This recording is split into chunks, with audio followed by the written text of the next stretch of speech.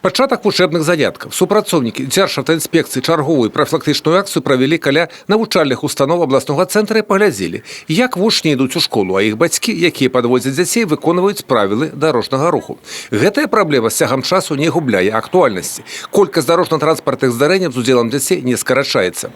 Толькі з пачатку года іх ужо 50, у якіх адзін непаўналетні загінуў, 55 атрымалі траўмы рознай ступені цяжкасці. Усе прафілактычныя размовы са школьнікамі праходзілі прама каля навучальных устаноў. А если мы, допустим, ждем с тобой автобус, да? И вот видим, что автобус уже подъезжает. Нам же надо быстренько занять где-то место, правильно, чтобы стоя не ехать. Мы можем подбежать уже к краешку части на остановке? Нет, и вот надо так ждать его. подождать, потому что еще у автобуса есть стекло, чтобы смотреть, машины ездят ли сзади, и оно может ударить. А где безопасно кататься на велосипеде? На дорожках велосипеде. На велосипедных дорожках, по тротуарам, да? А по дороге, вот, где машины ездят, Нет. можно?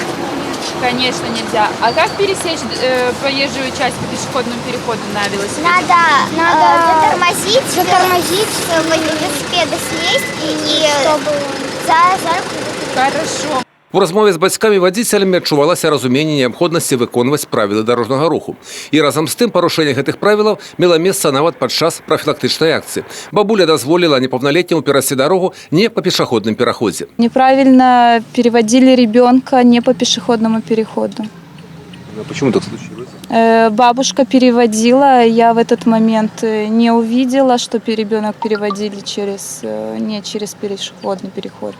Это неправильно, тем более я знаю, что в 7-й школе тут часто из-за того, что неправильно паркуются автомобили, тут постоянно проблема в том, что негде остановиться и высадить ребенка. Звярнулі ўвагу бацькові на правілы перавозкі дзяцей. При проведении профилактических мероприятий вблизи учреждений образований сотрудники госавтоинспекции проводят мониторинг соблюдения правил дорожного движения водителями, родителями, которые осуществляют подвоз учащихся к учреждению образования. Хочу напомнить, что согласно правилам дорожного движения дети в возрасте до 12 лет должны перевозиться в детском удерживающем устройстве согласно весу и росту ребенка.